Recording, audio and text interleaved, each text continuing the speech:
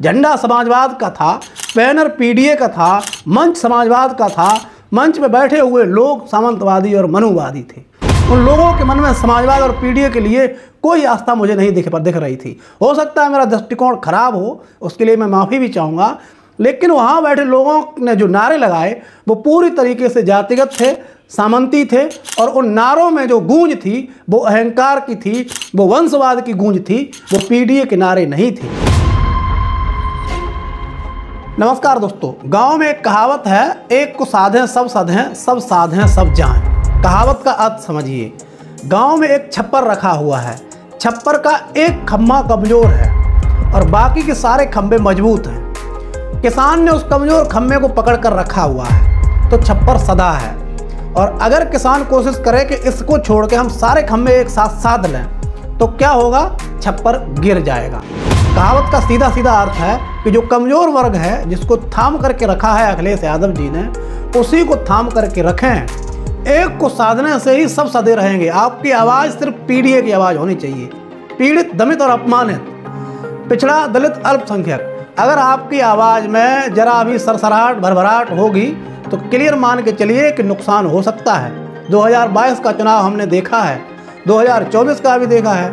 2022 के चुनाव में जोश था, लेकिन पिछड़ी और दलित जातियाँ उतनी व्यक्तिगत रूप से नहीं जुड़ी थी जितनी 2024 में जुड़ी। पूरे देश का पिछड़ा, दलित और अल्पसंख्यक वर्ग जो पीड़ित है, अपमानित है, दमित है, शोषित है, जिसके साथ अत्याचार और अपमान हो रहा है और वो कुछ नहीं कर पा रहा है क्योंकि थाने चौकी में उसकी सुनी नहीं जा रही है। तानाशाही और अत्याचार का दौर चल रहा है। वो सांस थामे बैठा है सिर्फ इसलिए कि जब कभी सत्ता पलटेगी, पीडीए की सरकार आएगी तो हमें न्याय मिलेगा। उसके मन में ऐसा कुछ नहीं है कि जो अत्याचार जुल्म हमारे साथ हो रहे हैं वही हम दूसरे लोगों के साथ करेंगे तब जब पीडीए की सत्ता आएगी, बल्कि उसके मन में सिर्फ इतना है कि अगर पीडीए की सत्ता आई तो जिन्होंने हमें पीड़ित किया, जिन्होंने हमें अपमानित किया, जिन्होंने हमारा दमन किया, जिन्होंने हमें नुकसान पहुंचाया, जिन्होंने हमारे व्यवसाय बंद किए, जिन्होंने हमारे मकानों में बुलडोजर चलवा दिया, कम से कम उनसे हमें न्याय मिल सकेगा। न्याय की उम्मीद में ये पीडीए अखिलेश यादव जी से जुड़ा हुआ है, और अगर इस पीडीए की आवाज़ को अखिलेश यादव जी कमज़ोर करेंगे तो ये मान करके चलिए कि जनता का नुकसान तो होगा ही और पार्टी का भी नुकसान होगा। कुल मिला के अखिलेश यादव जी, आपका कुछ नुकसान नहीं होगा। आप एक बड़ी पार्टी के राष्ट्रीय अध्यक्ष हैं, आप संपन्न हैं, सुखी हैं, आपके साथ दिक्कतें नहीं हैं, लेकिन ये पीडीए मर जाएगा, इसकी कोई सुनने वाला नहीं है, ये बिखर जाएगा, इसका नुकसान हो जाएगा, इनकी पीढ़ियाँ सदियों तक पीछे चली जाएंगी और इनकी ज़िंदगियाँ बर्बाद होने लगेंगी। ये सिर्फ इतना ही जान पाएंगे कि हम बस खाएंगे, पहनेंगे, ओढ़ कर सो जाएंगे, बाकी सामाजिक और राजनीतिक परिस्थितियों में भागीदारी ये नहीं कर पाएंगे। अखिलेश यादव जी, आपका एहसान रहेगा, ईश्वर भी आपका भला मानेगा अगर आप इस पीडीए की नैया को पार लगा देंगे। जनता आपको याद रखेगी, आपके नाम शिलापट्टों पर लिखे जाएंगे अगर आप इस पीडीए की मजबूत आवाज़ बनेंगे। अगर आप नहीं बनेंगे तो ये पीडीए भटक जाएगा और इस पीडीए की पीढ़ियाँ भटक जाएंगी। मैं जो बात कहना चाह रहा हूँ उसे आप समझ पा रहे होंगे। पिछले 2 दिनों से जो आपके यहाँ हो रहा है वो बिल्कुल भी असंतोष जैसी चीज़ें हैं। पीडीए के मन में शंका उत्पन्न हो रही है और उसके मुख्य कारण ये है कि पीडीए का जो बैनर है, उस बैनर के तले आने वाला व्यक्ति ये कह कर के आए कि मैं पीड़ित हूँ, मैं दमित हूँ, मैं अपमानित हूँ, मैं पीडीए के नारे के साथ खड़ा हूँ, पीडीए के झंडा के साथ खड़ा हूँ। वो ये कह कर के आए कि मैं समाजवादी विचारधारा के साथ हूँ। वो ये मान करके चले कि हमारे पुरखों ने जो गलतियाँ की थी, जो दमन में हिस्सेदारी रखी थी, उस हिस्सेदारी को मैं नकारता हूँ। ये बिल्कुल सही बात है। मेरे पुरखे, मतलब मैं यादव वर्ग से आता हूँ, हमारे पुरखों ने भी कभी छुआछूत मानी होगी, हमारे पुरखों ने भी तमाम गलतियाँ की होंगी। कहने का अर्थ तो यह है कि अगर पिछले दौर में जाएँ तो सती प्रथा एक गलती ही थी, हमारे पुरखों ने की, उन्होंने नहीं माना कि ये गलती है, आने वाली अगली पीढ़ियों ने माना ये गलती है और आज सभी मानते हैं कि वो गलती है। तो अपने पुरखों की गलती मान लेना कोई बुरी बात नहीं है, बल्कि महानता है।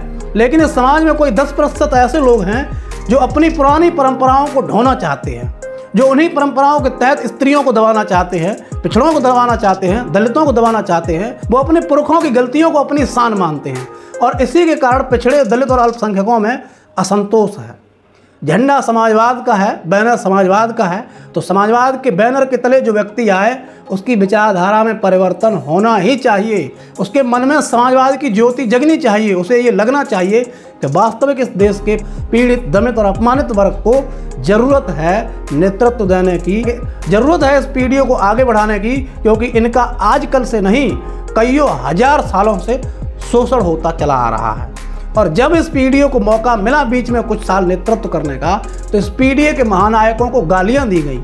ये बात उन लोगों को माननी पड़ेगी जो समाजवादी झंडे के तले आना चाहते हैं।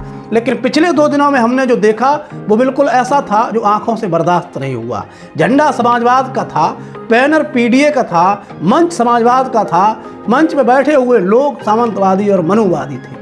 उन लोगों के मन में समाजवाद और पीडीए के लिए कोई आस्था मुझे नहीं दिख रही थी। हो सकता है मेरा दृष्टिकोण खराब हो, उसके लिए मैं माफ़ी भी चाहूँगा, लेकिन वहाँ बैठे लोगों ने जो नारे लगाए वो पूरी तरीके से जातिगत थे, सामंती थे, और उन नारों में जो गूंज थी वो अहंकार की थी, वो वंशवाद की गूंज थी।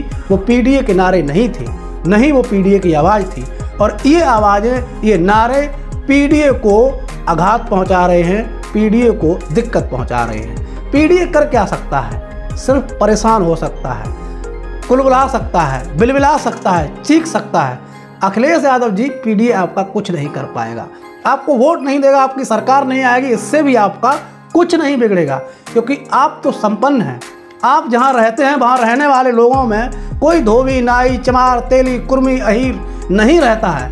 वहां वो पैसे वाले लोग रहते हैं जिनके बहुत बड़े व्यवसाय हैं, जो बहुत ऊंचे लेवल के हैं। वो लोग हो सकता है कि जातिवादी ना हो, धर्मवादी ना हो, लेकिन उनकी जो विचारधाराएं हैं, जो परंपराएं हैं, वो पीडीए से मैच नहीं खाती हैं।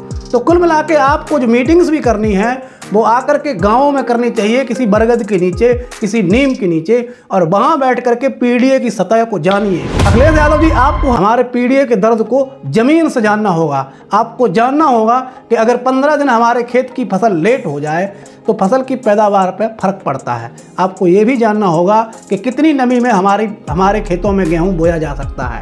ये सारी चीज़ें आपको जाननी पड़ेंगी।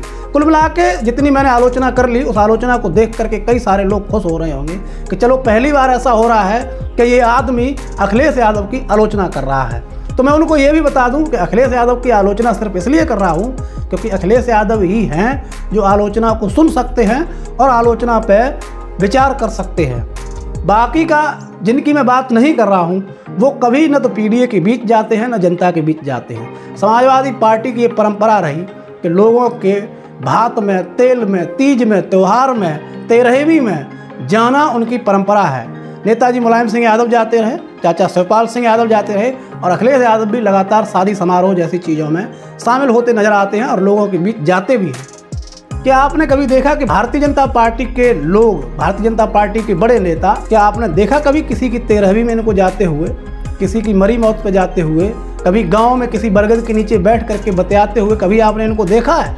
नहीं देखा है और देखेंगे भी नहीं, क्योंकि ये मजबूत वर्ग है।